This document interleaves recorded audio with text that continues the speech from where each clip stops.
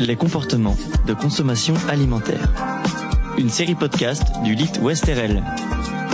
Transformation sociétale et grandes tendances alimentaires.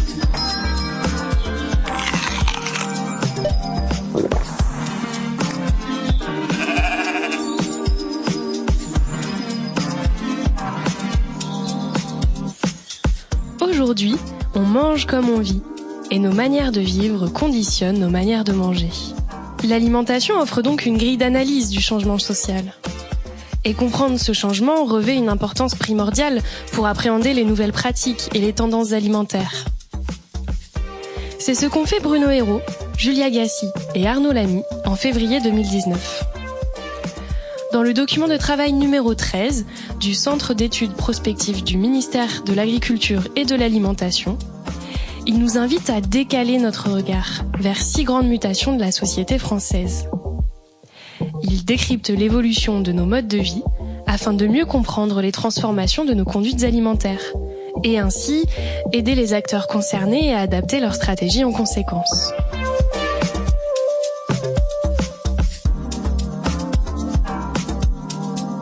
Épisode 3. Rapport au temps et accélération des rythmes sociaux.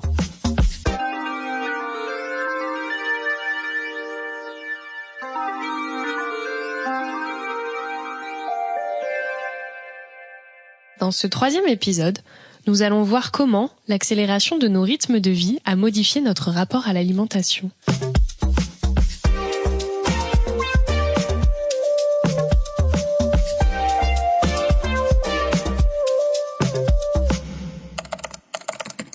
Hartmut Rosa, sociologue allemand, écrivait en 2010 dans Aliénation et accélération « L'expérience fondamentale constitutive de la modernité est celle d'une gigantesque accélération du monde et de la vie, et par conséquent, du flux de l'expérience individuelle. » Effectivement, la modernité s'exprime de plus en plus à travers notre rapport au temps. Dans les sociétés traditionnelles, c'était le rapport à l'espace qui structurait le rapport au temps. Dans un contexte où les mobilités étaient réduites, le rapport au temps était donc conditionné par les contraintes géographiques. Mais avec nos infrastructures de transport performantes, les vitesses augmentent. Les innovations techniques et technologiques entraînent de nombreux changements dans notre rapport au temps. Elles accélèrent nos rythmes de vie, ce qui exige en retour de nouveaux progrès techniques pour pouvoir avoir le temps de faire ce que l'on souhaite. Viens, on va prendre du bon temps. Allez, viens ton chien, on va prendre le temps de s'en payer du bon temps.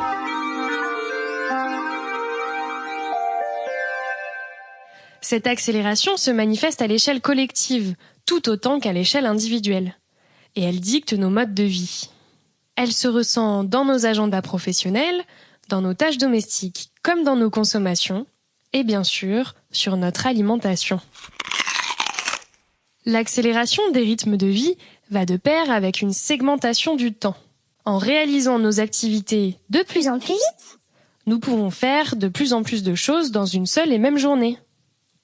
Chacune de nos activités s'inscrit donc dans un agenda de plus en plus segmenté par diverses activités. Segmentation donc, mais aussi densification. Une seule journée d'aujourd'hui équivaut à plusieurs jours ou plusieurs semaines d'autrefois. Et chacune d'entre elles est à la fois plus riche et plus intense. Et ce n'est pas tout. Segmentation, densification, mais aussi imbrication croissante des différents temps. Les activités, autrefois successives, peuvent maintenant s'exercer en simultané. Nos multiples équipements technologiques nous permettent de travailler tout en regardant un film ou en mangeant. Et parfois même les 3 en même temps. En bref, accélération, segmentation, densification et imbrication régissent nos rythmes de vie modernes.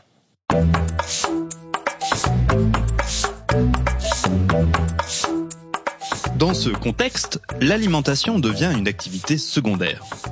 Bien qu'indispensable, elle est subordonnée à d'autres occupations comme le travail ou les loisirs.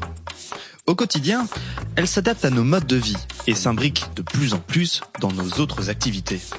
D'où la formule « on mange comme on vit ». On constate, par exemple, chez les plus jeunes, un effacement du petit déjeuner et le développement de prises alimentaires hors repas. Cette alimentation, sous contrainte de temps, vise moins la convivialité que la sustentation. Puisque l'objectif est de manger rapidement, avant de reprendre le fil de sa journée, l'alimentation devient plutôt fonctionnelle, mécanique. En réaction à ces phénomènes, des volontés de ralentissement du système alimentaire se développent. C'est le principe du mouvement Slow Food, parti d'Italie et qui se diffuse à l'international.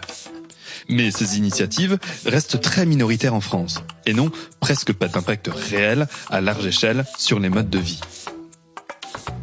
La fast-food reste une réalité alors que la slow food est encore de l'ordre du discours et de l'utopie.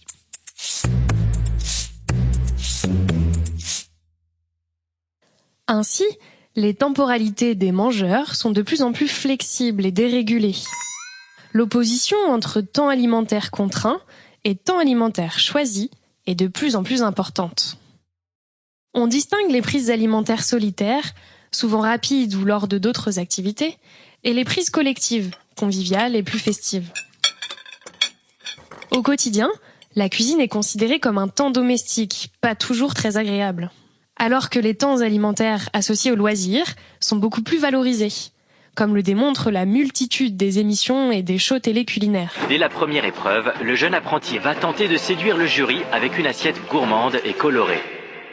Les temps alimentaires de loisirs sont récréatifs et sont l'occasion d'exprimer son individualité, de faire des nouvelles expériences et des découvertes. J'aime quand c'est fade, quand c'est amer. C'est bon ça. Ça c'est très très bon. J'aime quand c'est cru, quand c'est cuit. Ça c'est bon. Ça c'est du piment d'Espelette, j'adore. J'aime quand c'est brûlé, quand c'est congelé, quand c'est périmé. Ça c'est la cuisine que j'aime.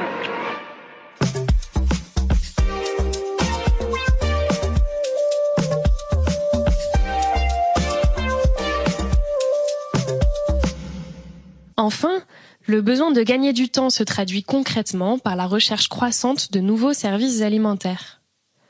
On passe de moins en moins de temps à faire ses courses, et la restauration rapide et de rue, l'alimentation nomade, le drive ou encore le snacking, on le vend en poupe. On constate également un regain d'intérêt, surtout dans les milieux urbains, pour les commerces de proximité, les modes d'approvisionnement plus courts et les marchés de plein vent. On constate également un regain d'intérêt, surtout dans les milieux urbains, pour les commerces de proximité, les modes d'approvisionnement plus courts et les marchés de plein vent. D'après une étude Kantar de 2020, 64% des Français assurent privilégier les produits locaux lors de leurs courses. La même année, le sondage Harris Interactive pour l'ANIA estime que 24% des consommateurs ont acheté au moins un produit via une AMAP ou un site d'e-commerce de produits fermiers. Parmi eux, 33% ont moins de 35 ans et 29% sont issus des catégories supérieures. Enfin, plus d'un Français sur deux déclare rester fidèle au marché, un chiffre qui n'est pas en baisse depuis la Covid.